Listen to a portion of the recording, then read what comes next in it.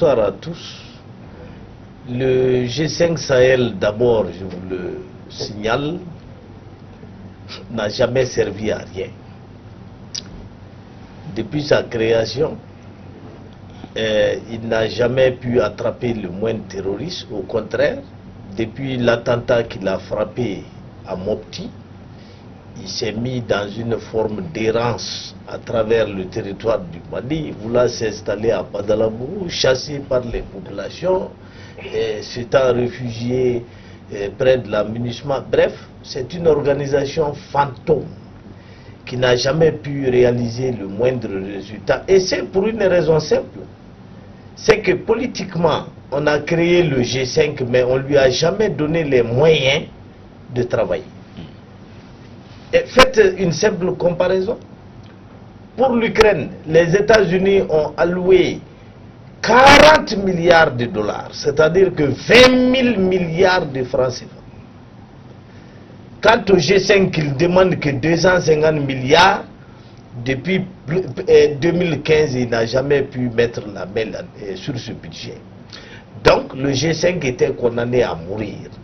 Maintenant, pour sortir du G5, le Mali a brandi un prétexte officiel. À savoir que la présidence tournante devait revenir au Mali et qu'on a refusé de la lui remettre. Mais ça, ce n'est que la raison officielle. Il y a des raisons officieuses et qui, à mon avis, sont prédominantes en l'espèce. Ces raisons officieuses sont lesquelles? C'est que le Mali veut faire pression sur la France, la CEDEAO et autres en sortant du G5. Si vous voulez que j'y revienne, il va falloir que vous leviez votre embargo. Et ça, la sortie du G5 doit être mise en parallèle avec deux autres mesures que le Mali a prises, à savoir empêcher les soldats sénégalais de faire leur relève au niveau de l'aménagement et bloquer, je veux dire, limiter l'action militaire de l'aménagement sur notre territoire. D'accord. Donc il faut tout mettre ça, mettre tout ça en parallèle pour comprendre que le Mali est dans une stratégie de riposte à l'embargo qui le frappe. D'accord, on va revenir vers vous, le temps de faire réagir Cissé par rapport à la décision du Mali de quitter le G5. Bonsoir Sékou et bonsoir à tous vos téléspectateurs ainsi qu'à mes co-débatteurs. Je ne veux pas revenir sur le G5 Sahel, ou en tout cas la définition, vous l'avez fait en introduction, mais aussi vous avez un public averti. Mais il est important qu'on arrive à un peu jouer à l'équilibriste entre les avantages, même si posé si on peut dire ainsi, du G5 Sahel et les retraits du G5 Sahel. Pourquoi le G5 Sahel a été créé? Vous l'avez dit, c'est pour mutualiser nos forces, pour faire bloc contre les terroristes. Mais l'un des avantages, c'est aussi cette autorisation aux 5 armées de poursuivre les terroristes jusqu'au territoire voisin, jusqu'à 50 km sans forcément avoir une autorisation préalable. Ça, c'est un acquis du G5 Sahel. Nous savons que nos frontières sont poreuses et que les djihadistes, j'ai envie de dire, se baladent au Sahara comme sur une plage et qu'il est important que les armées puissent les poursuivre. Donc ça, c'est un avantage du G5 Sahel. Mais il y a aussi d'autres projets de développement communautaire, que ce soit au niveau des hydrocarbures, des infrastructures, même si en réalité, comme l'a dit Maître, le bilan peut être très mitigé, voire négatif, parce que le budget qui était prévu initialement, à savoir 450 millions d'euros, n'a jamais vu le jour. Chaque pays s'était engagé à apporter 10 millions d'euros et l'Union européenne 50 millions d'euros, plus les 100 millions de l'Arabie Saoudite. Mais à ce jour, c'est un budget qui n'a pas pu être réuni. Donc, je ne serai peut-être pas aussi tranchant, mais c'est presque une organisation fantôme puisque le budget de fonctionnement n'est pas à jour. Ça, c'est un premier point. Maintenant, le fait que le Mali se retire de cette organisation, il l'a dit, les raisons qui ont été avancées, notamment le fait que la conférence des chefs d'État qui devait avoir lieu en début d'année, qui aurait en tout cas statué sur la présidence du Mali, parce que chaque année, ils se réunissent dans un pays autre et le pays autre prend le relais, prend la présidence pour 12 mois. Ce qui n'a pas été le cas du Mali. Ceci peut être compris en quelque sorte parce qu'il y a une brouille diplomatique entre notre pays et les pays de la sous-région, mais ils auraient pu faire un effort, quitte à le faire en ligne si les chefs d'État ne voulaient pas se déplacer et venir à Bamako, mais face au refus de faire cette conférence et au refus d'avoir une réponse, en tout cas convenable aux 3 correspondances, de mon côté, il était nécessaire, ou en tout cas, il est audible que le Mali puisse taper du poing sur la table pour faire entendre sa voix. D'accord. Monsieur Diop, on a l'impression que le G5 Sahel, c'est un rêve. Sur le papier, c'est très beau, la mutualisation des efforts pour la lutte contre le terrorisme. Certains ont parlé de profession de foi, mais l'institution n'a jamais eu les moyens. Même Guterres l'a regretté. Il dit qu'il a tout fait pour placer le G5 sous chapitre 7. Mais le Conseil de sécurité n'a pas suivi. Est-ce que le retrait du Mali ne vient pas confirmer une mort cérébrale qui était déjà là, puisque le G5 existait, mais pour quel but, pour quelle finalité? Moi, je voudrais d'abord qu'on fasse un peu la part des choses. Parce que c'est important de revenir en arrière lorsqu'on parle de certains sujets. Allez-y. Premièrement, parmi les raisons qui ont motivé la création du G5, le Mali, si le Mali n'est pas la principale raison, le Mali ne sera sûrement pas la dernière raison qui ont vraiment motivé la création du G5. Ça, c'est d'un côté. Et d'un autre, je pense qu'il faudrait distinguer 2 choses. Le G5 en tant qu'organisation sous-régionale, politique et visant un peu le développement et tout, et la force conjointe. C'est pour cela que même dans le communiqué du gouvernement, vous verrez les organes du G5, y compris la force conjointe. Le G5, c'était un projet en février 2014. Et ça, parce que tout simplement, toutes les grandes organisations que vous connaissez, les Nations Unies, l'Union Européenne et même les grandes puissances ont ce qu'on appelle un programme ou bien un projet destiné au Sahel. Ce sont eux généralement qui venaient les mettre en œuvre, souvent sans consulter nos États, nos gouvernements, ni rien du tout. Ça existait. Et le G5, c'était tout simplement pour un peu capitaliser ces sources et les investir à bon escient. Aujourd'hui, il y a des villes, il y a des localités qui ont pu voir le jour à travers les pays du G5 grâce à ces projets. Maintenant, les gens sont beaucoup plus focalisés sur la force. Je répète encore ici, si seulement la lutte contre le terrorisme était la principale raison de la création du G5, ça veut dire qu'on est très loin de la plaque, puisqu'il y avait déjà d'autres organisations sous-régionales, parfois même des forces. Le Tchad, vous connaissez son exemple, à travers la force qui existe entre le Tchad, le Cameroun et tout ça, c'est-à-dire les pays du bassin du lac Tchad et tout cela. Est-ce que vous voyez? Donc il y avait d'autres projets qui... Donc vous pensez que le G5 était important? Le G5, ça a permis beaucoup de choses. Mais je voudrais qu'on fasse la part des choses. Comme je rapidement. Oui, d'accord. C'est-à-dire que la force conjointe, quand est-ce qu'elle a vu le jour? Le G5 a été créé en février 2014, même si sur le papier, la déclaration c'était en décembre 2014. La force conjointe n'a vu le jour que lors du sommet de Bamako en février 2017. Et maintenant, il y a eu la réunion de juillet 2017 avec la présence du président Macron pour tout simplement donner plus d'ampleur à ce G5, dire aux partenaires, venez financer. Les 400 et quelques milliards dont parlait tout de suite Cissé, c'était pour la force conjointe. D'accord. Certainement, c'était difficile à réunir parce que tout ça, et ça, nous devons nous voir nous-mêmes en tant qu'Africains, là où nous avons échoué. Pourquoi nous n'avons pas été comme l'Ukraine qui a réussi à mobiliser? Nous aussi, nous devons nous remettre en cause. On va parler de ça. Professeur Gakou, Massiré pense que tous les biens dont il dit du G5 Sahel. Alors aujourd'hui, la question qu'on est en droit de se poser, quel avenir pour le G5 Sahel? Sinon, quel avenir pour le Mali qui se retire du G5 Sahel? Bien. Effectivement, on a eu un grand développement assez édifiant de la part de Massiré. Mais la force conjointe, personne ne confond la force conjointe avec le G5, puisque le premier commandant de la force conjointe était l'ancien chef d'état-major général des armées du Mali, le général Didier Dacour. C'est avec lui que la force conjointe a vu le jour. Et personne ne nie la prépondérance du rôle du Mali dans le G5 Sahel. Je pense que le G5 Sahel est venu, lorsque ATT a fini de clamer sous tous les toits une conférence, en disant que le Mali seul ne peut pas endiguer le phénomène et qu'il faut un cadre sous-régional assez structuré. Et le G5 est venu un peu dans cet ordre d'idée.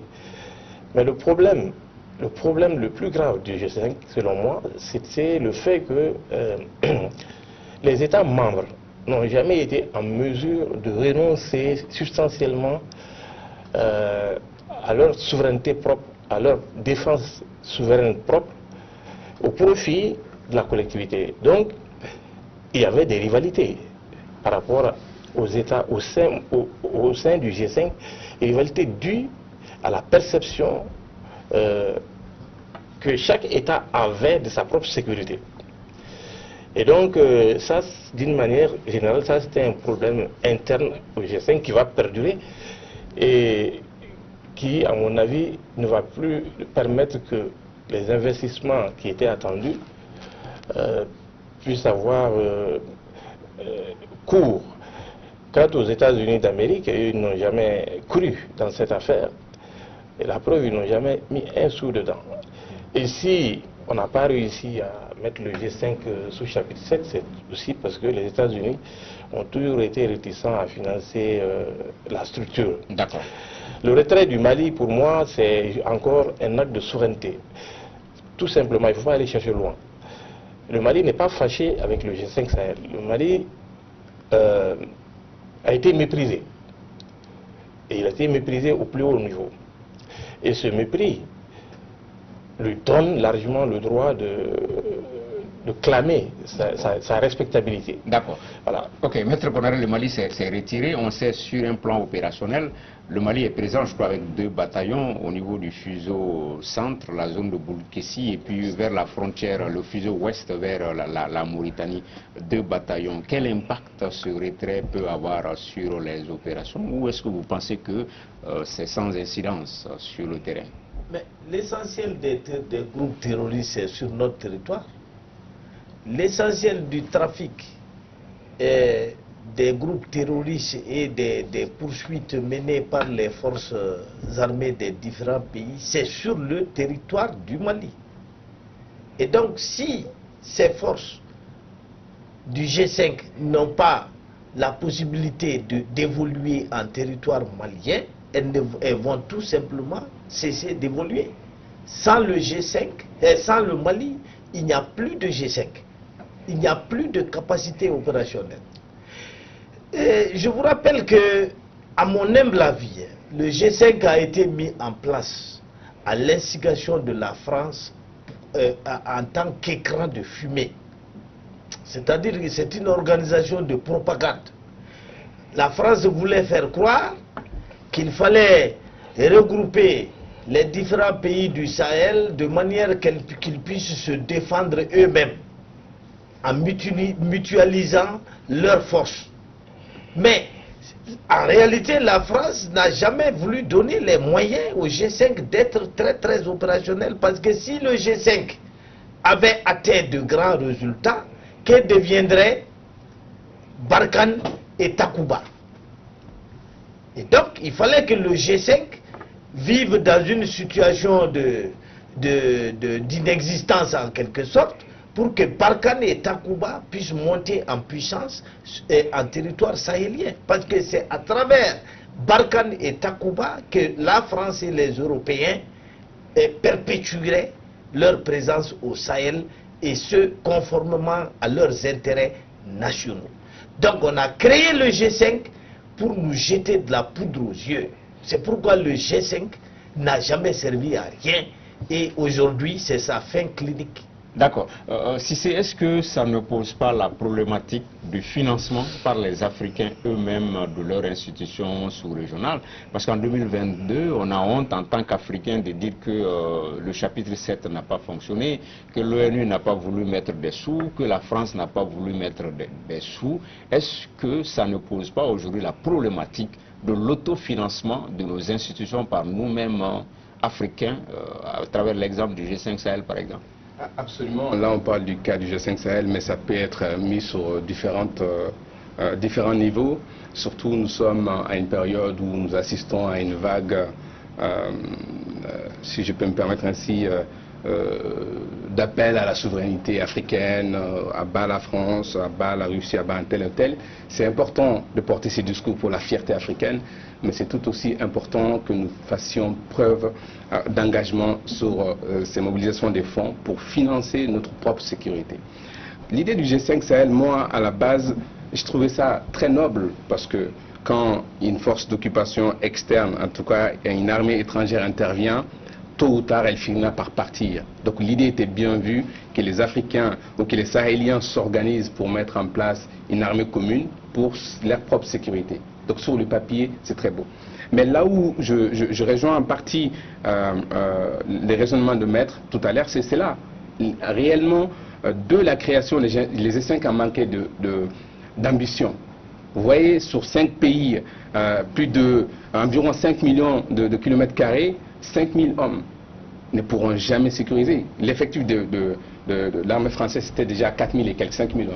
Et là, les 5 pays n'ont pu réunir que 5000 hommes pour gérer les G5 Sahel. Il y a une requête qui avait été introduite au niveau du Conseil de sécurité pour doubler l'effectif qui a été retoqué au niveau des Nations Unies. Donc on voit là encore un manque de volonté, en tout cas non seulement pour mobiliser les fonds, mais pour que les Africains puissent se doter réellement des moyens pour assurer leur propre sécurité. Mais pour revenir à votre question, il est important que nos dirigeants prennent ça en compte en mettant une bonne dose de gestion dans la gouvernance pour économiser des sous, pour financer nos armées communes et que cette souveraineté qu'on clame haut et fort puisse aussi se sentir, se voir dans nos réalités, comme c'est le cas actuellement, on peut le remarquer avec les réarmements de notre armée qui s'est fait en grande partie ou sinon la totalité sur le budget national. D'accord. Massiré Diop, vous avez dit que le G5 avait été mis en place beaucoup plus pour le Mali que pour autre chose. On sait qu'il y avait des aspects de développement, il y avait même, je crois, Air Sahel.